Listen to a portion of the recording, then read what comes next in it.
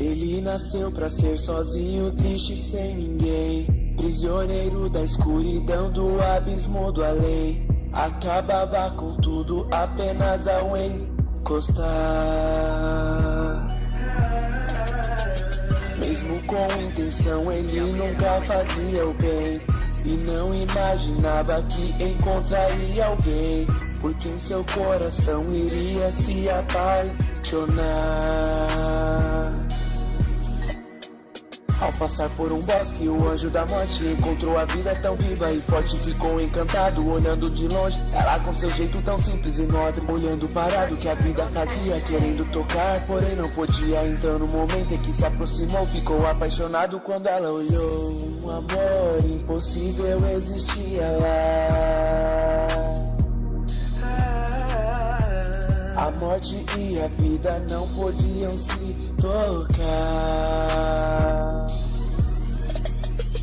E a vida saiu e a morte a seguia. Logo descobriu que ela tinha família. De novo parou, olhando a distância, tão apaixonado, cheio de esperança. Então se lembrou do que ele fazia, que apenas um toque mataria. A vida ficou chateado, tão entristecido, sem ter reação, sofrendo sozinho. E o tempo passou, então anoiteceu, até que a vida adormeceu. E o anjo da morte se aproximando, olhando a vida, dormindo e sonhando. Depois se deitou pra dormir também, só queria estar perto daquele alguém. E por dias e dias era sempre assim, a morte seguia a vida feliz. Por todo canto que ela caminhava, pode ter certeza que a morte estava sem poder tocar. Era desse jeito, mas se contentava em estar por perto. Ele admirava a vida vivendo e a protegia a todo momento, do vento, do frio, de todo mau tempo, das gotas geladas da chuva caindo. Ele estava lá, só admirando o amor de sua vida, sempre te encantando, sempre lado a lado. E o tempo passando, ia cada vez mais se apaixonando, até que um dia a família da vida decidiu ir embora com a sua filha. E ela tão triste, sem querer partir, sem querer deixar o seu amor ali. Olha pra ele tão desapontada, e o anjo da morte não entende nada. Ela quase sem forças pra dizer adeus ao amor verdadeiro que o destino deu.